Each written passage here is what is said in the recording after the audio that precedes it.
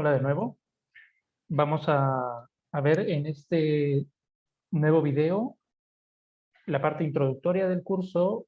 eh, Vamos a tocar como algún repaso de Python. Vamos a ver cómo se manejan los tipos de datos en Python, las expresiones condicionales, y vamos a hacer algunos ejercicios también con respecto a los notebooks, ¿no? Ya les había comentado yo en el video pasado que la forma como nosotros vamos a trabajar en los apuntes es a través de estos notebooks, que no son otra cosa que ustedes pueden ver, es como una página web que se carga desde el eh, repositorio que ya les hemos alcanzado. Es una página web que tiene código incrustado y uno puede ejecutar el código incrustado, hacer cambios y uno puede ver cómo se van ejecutando los programas. Es muy interesante porque uno no necesita tener instalado nada en nuestro computador. Automáticamente, esta es una herramienta de Google, entonces automáticamente Google, cuando nosotros conectamos el, eh, el- el notebook, nos provee de básicamente un computador en donde nosotros podemos hacer nuestro trabajo, ¿sí? Vamos a empezar desde aquí, miren. Voy a darle aquí, ¿sí? Abandonar. Vamos a empezar de aquí. Tenemos el apunte, ¿ok? Y entonces uno puede ir desde el apunte hasta el repositorio. Y cuando uno quiere entrar a un notebook específico, entonces le damos clic en el botón. Cada botón tiene un enlace hacia el notebook que vamos a trabajar. Le damos clic ahí al botón y nos aparece esto, ¿sí? Nos aparece esto. Eh, Fíjense que una vez que nosotros hemos entrado al notebook, lo que nos va a aparecer, ¿sí? Es un botón aquí que dice conectar. ¿De acuerdo? En este caso me apareció ya esto porque yo ya estaba conectado, pero cuando ustedes entren por primera vez, les va a aparecer aquí un botón que diga conectar. ¿De acuerdo? Le tienen que dar clic a ese botón conectar porque básicamente lo que sucede ahí es que Google nos crea una instancia de un computador virtual para poder correr nuestros programas, ¿sí? Los notebooks de Python se diferencian o tienen dos partes muy obvias, muy básicas, que son la parte en donde uno puede colocar texto, como esto, que es básicamente el apunte, como si fuera un libro, y la parte de código, que es algo como esto, ¿sí? Vamos a empezar, por ejemplo, distinguiendo los tipos de datos que uno tiene en Python, ¿no? Los tipos de datos numéricos en Python son de dos tipos: enteros y reales, ¿no? Enteros y float, ¿de acuerdo? Por ejemplo, si nosotros queremos crear una variable que almacene un número entero, simplemente lo que hacemos es n igual 5, ¿sí? Aquí abajo lo que estamos haciendo es imprimiendo n, o sea, el valor, ¿sí? Y además estoy imprimiendo el tipo de la variable n, ¿sí? Porque quiero saber qué tipo de dato tiene esa variable n para este caso, ¿sí? De la misma forma, si yo quisiera crear un número real, un punto flotante, entonces haría x igual 3.14, ¿sí? Va a ser automáticamente un float, y voy a imprimir ese x junto con el tipo de dato. Aquí al costado, si ustedes se fijan en la celda de código, al costado hay un botón como de play, ¿sí? Ese botón de play sirve para ejecutar esta celda y que abajo nos aparezca el resultado de esta ejecución, ¿sí? Miren, vamos a ejecutar. Me sale un mensaje, ejecutar de todos modos, ¿sí? Y ahí tenemos, ¿no? Se acaba de ejecutar este código y lo que se ve abajo es lo que nosotros hemos mostrado en pantalla a través del comando print, ¿no? El primer comando print imprime n, que es 5, y el tipo de n, que es class int. Significa que la variable n es de tipo entera. Acá abajo imprimimos x, que vale 3.14, y el tipo de x es float. ¿De acuerdo? ¿Sí? ¿Qué pasa si yo quiero operar sobre estos tipos de datos, ¿no? Si yo opero sobre los tipos de datos, por ejemplo, si yo tengo un número entero y yo hago operaciones aritméticas sobre ese número entero, por ejemplo, una suma, el resultado va a ser un número entero de nuevo, ¿no? Entonces, n más 1, lo que me va a mostrar en pantalla aquí es un 6. Si yo ejecuto n barra 2, n división 2, aquí hay una diferencia con respecto a la versión de Python 2. En este caso estamos utilizando Python 3. ¿Ya? Sí, debe estar aquí. Vamos a ver. Sí, ahí está, ¿no? Es una computadora con Python 3. Ok. Entonces, en Python 3, la operación de división automáticamente calcula un número float. ¿Sí? O sea, n entre 2, y en este caso, n vale 5, por ejemplo, entre 2, lo que me devuelve automáticamente es 2.5. ¿De acuerdo? Si yo quiero hacer una operación entera, una división entera, entonces tengo que utilizar doble división. ¿Sí? Debo utilizar doble división. ¿De acuerdo? Entonces, bueno, y si quiero elevar un número al cuadrado, entonces lo que hago es utilizar el doble asterisco, ¿no?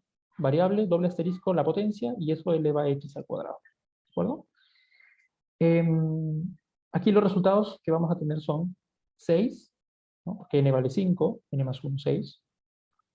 N entre 2, si n vale 5, 2.5. N entre 2, división entera, 2. Y x elevado al cuadrado, 3.14 elevado al cuadrado me da algo cercano a 10, ¿no? Ok, ejecutamos y tenemos eso, ¿no? 6, 2.5, 2, 9, 85, 76. Tengan en cuenta lo siguiente, aquí hay que tenerlo presente, ¿sí? Las divisiones, ¿sí? La división en Python, automáticamente si tengo un número entero y ese número entero no es divisible entre el numerador, entre el denominador, perdón, entonces lo va a transformar a un número float por defecto. Si quiero la división entera, entonces tendré que utilizar doble barra de división. ¿De acuerdo? Bien, ¿qué más? ¿Qué más? Tengo en Python tipos de datos lógicos. Los tipos de datos lógicos son aquellos que almacenan solamente valores true o false, ¿no? Solamente valores true o false. ¿De acuerdo? Los valores lógicos en Python tienen una variable, una letra mayúscula al inicio, ¿no? Ustedes pueden ver aquí, estoy creando una variable t que almacena un valor true, una variable f que almacena un valor false. Y yo puedo ahora comenzar a hacer operaciones lógicas con estas variables porque al almacenar valores lógicos, entonces se van a operar de manera lógica, ¿no? Por ejemplo, ¿qué pasa si yo ahora hago t y f? ¿No? T almacena un valor, f almacena otro valor. Como t es true y f es false, la operación AND me devuelve true y false es false, ¿no? Si yo hago true y not false, eso es true, ¿de acuerdo? También hay expresiones que computan un valor lógico, como por ejemplo las expresiones de comparación, ¿no? N mayor a 0, recuerden aquí, n es la misma variable que teníamos arriba, ¿ya? Esto es lo interesante de los notebooks de Python, y es que si yo tengo variables arriba inicializadas, es como que ese historial yo no lo pierdo, las variables siguen estando disponibles, ¿ok?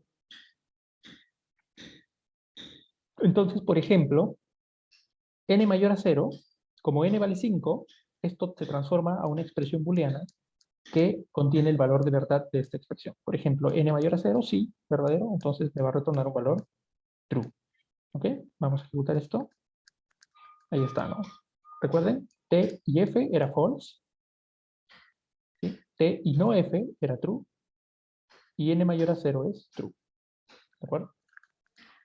¿Sí? Los valores lógicos, entonces, se pueden operar con operadores lógicos y, además, las expresiones, ciertas expresiones de comparación, devuelven un valor lógico. Por eso es que pueden ser utilizadas dentro de un condicional, dentro de un bucle, dentro de una expresión booleana. ¿Ok?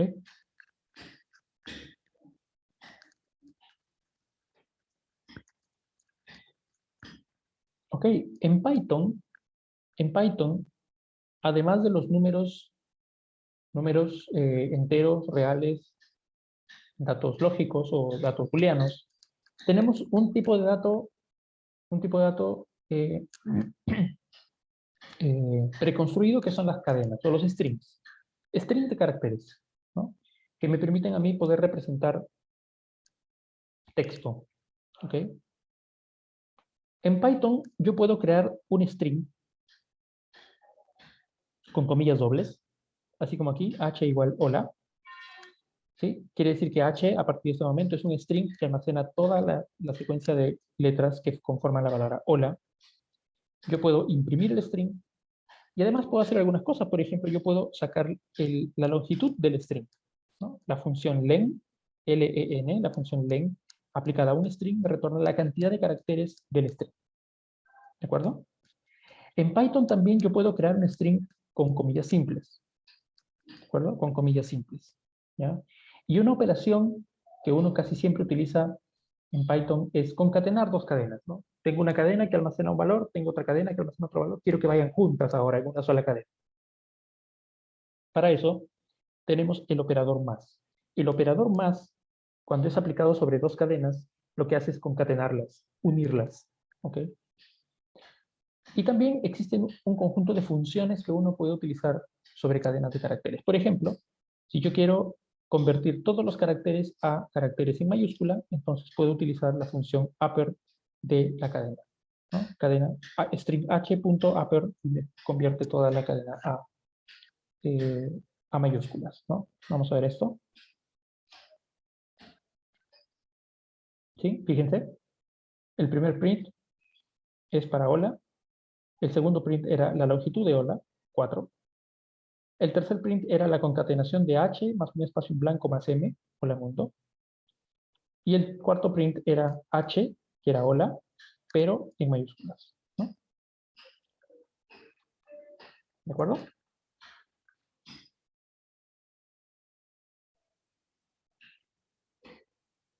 ¿Ok? ¿Qué más? Por ejemplo, en Python nosotros podemos utilizar por defecto una lista de elementos. ¿Ya? Las listas en Python son un tipo de dato preconstruido en Python, ¿sí? Tienen su propia implementación. En algún momento nosotros vamos a utilizar o vamos a implementar listas enlazadas para, digamos, ver cómo funcionan internamente. En Python hay una implementación de este tipo, ¿sí? Nosotros podemos crear una lista por extensión. Crear una lista por extensión significa crear una lista en donde yo especifico cuáles son los valores o los elementos almacenados en esa lista. Y eso lo hacemos aquí, por ejemplo. L igual 3, 2, 1. Significa que la lista L está compuesta por los elementos 3, 2, 1 en ese orden. ¿De acuerdo? Yo puedo imprimir una lista, por lo tanto, cuando imprimo una lista me va a salir toda la secuencia 3, 2, 1. ¿Sí? Yo también puedo, ¿sí? Yo también puedo agregar un elemento a la lista a través de una función que se llama append. ¿Sí? La lista.append y el elemento que quiero insertar. ¿Dónde se inserta este elemento? Cuando yo, o sea, llamar a la función append, siempre lo que va a hacer es insertar el elemento al final de la lista. ¿De acuerdo? Por lo tanto, después de aplicar la función append, lo que tenemos es una lista con 3, 2, 1, 0. Luego aquí imprimo la lista. Hay una función en Python para listas que me permite extraer el último elemento de la lista y devolverlo, ¿no? Extraer el último elemento de la lista y devolverlo. Y eso es la función pop. Por lo tanto, cuando yo hago pop sobre la lista, ¿qué es lo que estaré extrayendo? El 0, ¿cierto? Porque fue el último elemento hasta ese momento. Imprimo la lista y imprimo X. Bien, vamos a ver qué es lo que pasa. ¿Sí? Eso. La primera lista contiene la lista original, 3, 2, 1. La segunda lista contiene 3, 2, 1, 0, porque le hice el append de 0, que va al final. La tercera impresión es porque, fíjense que le saqué el último elemento con pop, por eso va 3, 2, 1. Finalmente imprimo X, que fue el elemento que saqué de la lista, que fue el 0. ¿De acuerdo?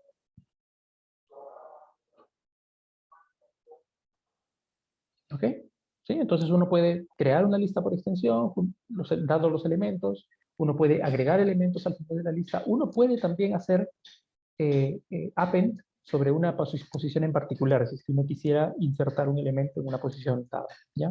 Hay que ponerle el parámetro de la posición y uno lo hace, ¿sí? Tenemos la función pop, que es la que extrae el último elemento de la lista, siempre. ¿Ok? Y eso. ¿Ya?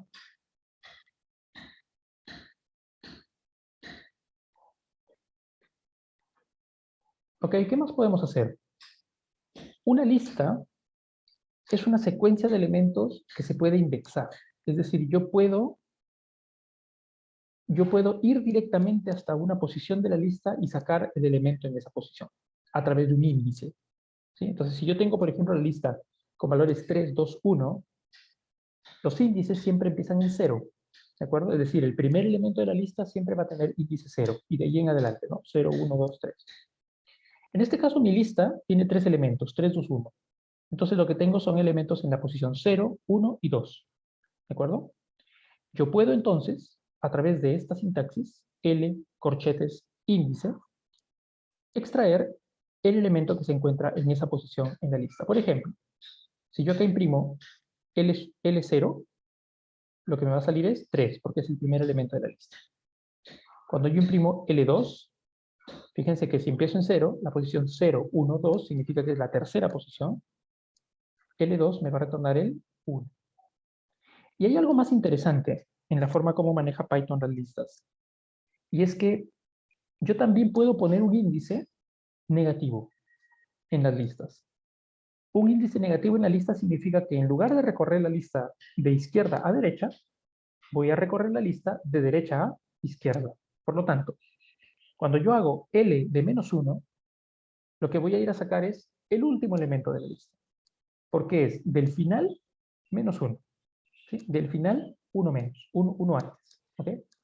Por lo tanto, cuando yo hago L-1, lo que voy a extraer es el último elemento, que es el 1. ¿De acuerdo? Si hago L-2, lo que voy a extraer es el 2. Si hago L-3, lo que voy a extraer es el 3. ¿De acuerdo? Fíjense. Ahí está, ¿no? El primer elemento de la lista, L0, es 3. L2 es el tercer elemento de la lista, que a la vez es el último, es el 1. Y L-1 es el último elemento de la lista, porque es del final una posición anterior, 1. ¿Ok?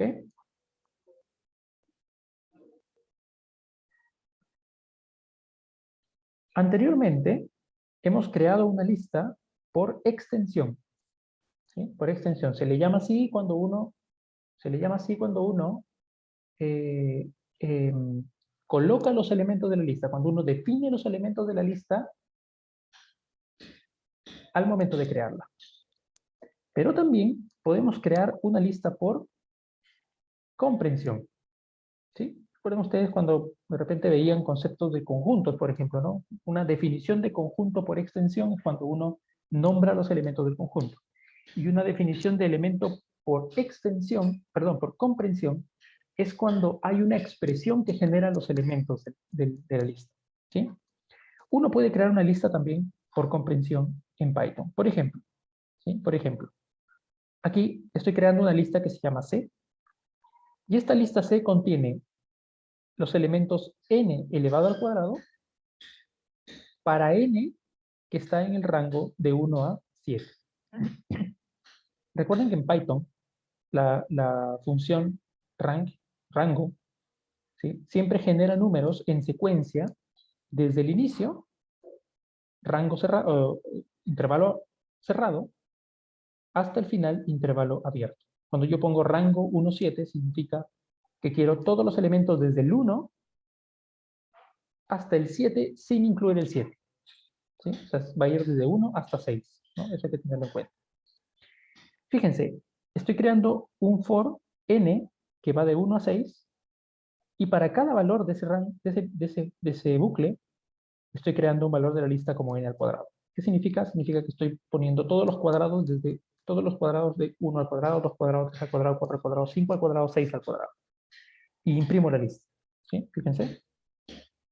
La lista contiene esto, ¿no? 1, 4, 9, 16, 25, 36. ¿Qué es lo interesante de crear listas por comprensión? Es que uno puede colocar expresiones muy complejas, por ejemplo, para creación de listas, y facilitan mucho la forma como uno crea listas cuando uno tiene una expresión para poder crearlas. ¿Ok? ¿Cómo hago para recorrer una lista e inspeccionar sus elementos? Puedo hacerlo de dos formas. Puedo hacerlo a través de un bucle for. Fíjense que estoy haciendo un bucle for para i en el rango de 0 hasta la longitud de c. ¿Sí? Y imprimo cada valor. ¿Sí? Para i en el rango de 0 a la longitud de c, y imprimo el valor. ¿Sí? Fíjense. ¿Ok? Y estoy imprimiendo el valor. 1, 4, 9. Estoy recorriendo cada elemento e imprimiéndolo. Hay otra forma de crear un bucle para una lista, y es que uno directamente itere sobre los elementos de la lista en lugar de iterar sobre las posiciones. Y eso lo vemos aquí mismo. Puedo hacer esto. Para B en C, significa que voy a iterar sobre la lista y el valor directamente va a ir a parar en esta variable B. Imprimir B. ¿Sí? El resultado que tenemos aquí es exactamente lo mismo. ¿De acuerdo?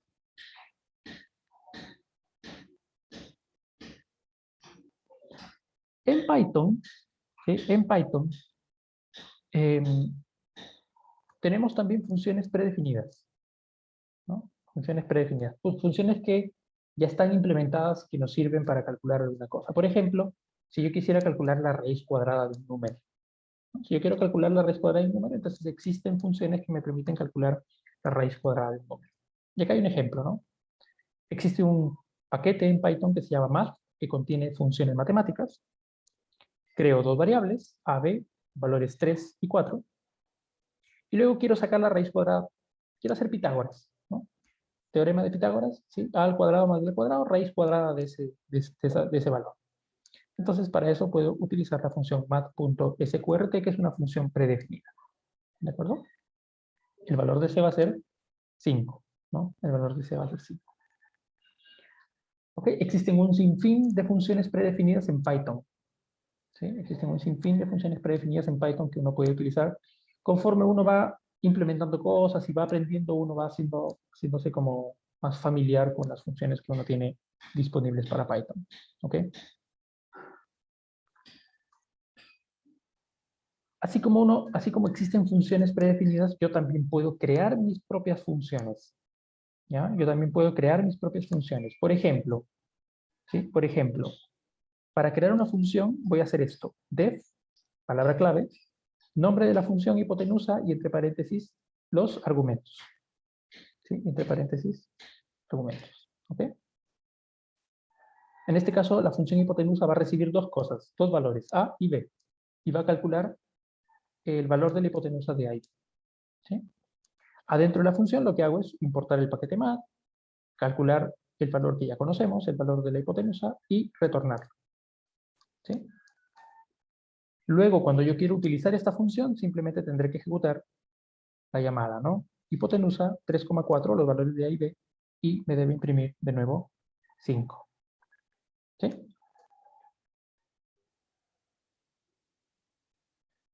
Ok. Ok. Vamos a pasar ahora a ver expresiones condicionales.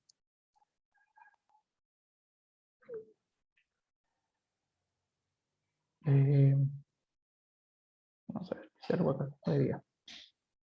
Ya.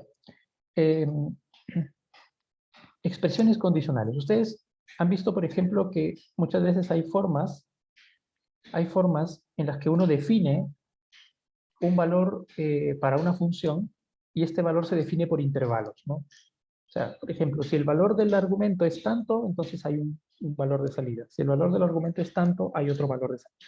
¿Sí? Eso se puede hacer en Python de la siguiente forma. ¿Sí? De la siguiente forma. Eh, esta sintaxis me dice lo siguiente. El valor verdadero, ¿sí? ¿Cuál es el valor verdadero? ¿Sí? Si se cumple esta condición, y en caso contrario, ¿cuál es el valor del falso? ¿Sí? Por ejemplo, si yo quisiera calcular el valor absoluto de un número, lo que voy a hacer es lo siguiente, ¿no? El valor absoluto de un número es retornar menos x, si x es menor a 0, y en caso contrario, retornar x. ¿No? Fíjense que esta expresión condicional ahorra tener que escribir esta función como si x menos 0, hago algo. En caso contrario, hago otra cosa, ¿no? O sea, yo lo que tendré que hacer aquí es como eh, probablemente 3, 4 líneas para implementar este tipo de expresión.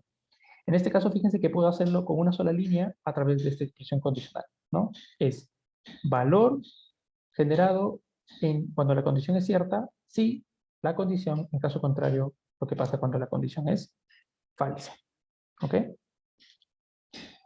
Miren, por ejemplo, en este caso, si yo calculo valor absoluto de menos 5, debería salir 5, valor absoluto de 5 es 5 también. ¿Sí? ¿Ok? Ahí tengo los valores 5 y 5. ¿Ok? Vamos a ver ahora una estructura de diccionario preconstruida en Python. ¿Sí? Una estructura de diccionario preconstruida en Python y que nos va a ayudar, ¿sí? Nos va a ayudar a hacer ciertas cosas, ¿no? Miren, para ilustrar el uso del diccionario, vamos a utilizar este clásico juego del cachipún, ¿no? Piedra, papel, tijera. ¿Ok? Y vamos a crear un pequeño programa que lo que hace es jugar con nosotros, o sea, nosotros somos un usuario y vamos a jugar contra la computadora al piedra, papel y tijera. En realidad lo que vamos a hacer es hacer un juego aleatorio, ¿no? La computadora va a escoger aleatoriamente alguno de estos elementos, yo voy a escoger mi elemento y luego vamos a ver quién gana, ¿no? Para hacer esto, ¿sí? Para hacer esto, vamos a hacer lo siguiente. Yo quisiera que las palabras piedra, papel y tijera estén asociadas a un número. Porque es bastante más fácil poder comparar. Por ejemplo, voy a poder comparar si los dos sacamos piedra, los dos sacamos tijera, los dos sacamos papel. Es más fácil comparar números que comparar las cadenas, ¿sí? Entonces yo quiero caracterizar cada una de las palabras piedra, papel y tijera con un número 0, 1 y 2. ¿De acuerdo? Para hacer eso, para hacer esa asociación, fíjense, quiero asociar una palabra a un número. Lo que voy a hacer es utilizar un diccionario. Esto que estoy creando aquí es un diccionario en Python. ¿Por qué un diccionario? Miren, ahora les explico. El diccionario almacena pares de elementos. Pares de elementos que van juntos. Por ejemplo, la palabra piedra, que es una cadena, va junto al valor 0. Y eso forma un par. El par piedra 0. El par papel 1 forma otro par. ¿Sí? Cadena, papel, con su valor asociado 1. Y luego tijera 2, cadena tijera con el valor asociado 2. Esto que estoy creando es un diccionario. ¿Por qué se dice que es un diccionario? Porque internamente la representación de estos datos es tal que yo puedo buscar un determinado valor dado la clave que es la palabra. ¿Sí? Miren, PAN, esto es por palabra a número. PAN, si yo extraigo el valor de PAN de la palabra papel, lo que me va a devolver es 1, porque es el valor asociado a la palabra papel. Por eso se llama un diccionario, porque es como que la colección está indexada por el valor de la palabra. ¿Sí? Yo voy y indexo la palabra, esa palabra, voy y saco el valor asociado a esa palabra. ¿Okay? ¿Sí? Entonces, fíjense, salió el valor 1 porque es el valor asociado a la palabra papel. ¿De acuerdo? Ahora, para hacer la conversión inversa, yo quiero asociar un número a la cadena. Quiero asociar el número 0 a la cadena piedra, el número 1 a la cadena papel y 2 a la cadena tijera. Entonces, para eso simplemente creo una lista, ¿no? ¿Sí? Creo una lista en donde los elementos son piedra, papel y tijera, y cuando yo dé una posición, por ejemplo, la posición 1, fíjense que esta es otra variable, la variable número a palabra, NAP. Cuando yo dé el valor 1, entonces voy a extraer papel. Cuando yo dé el valor 0, voy a extraer piedra. Cuando dé el valor 2, voy a extraer tijera. ¿De acuerdo? ¿Ok? Y ahora sí vamos a ejecutar nuestro juego. ¿Sí? Fíjese que nuestro juego es algo muy simple. ¿Ya? Nuestro juego va a utilizar números aleatorios.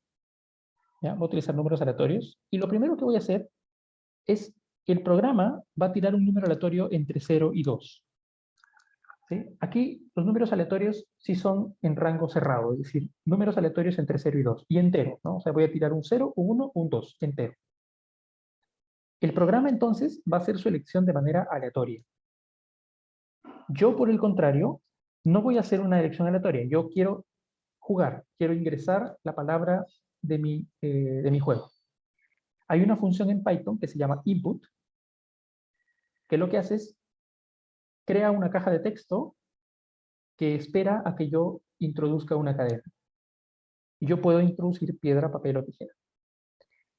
Input me devuelve la cadena que yo ingreso como usuario, y esa cadena que yo ingreso la utilizo para sacar desde el diccionario.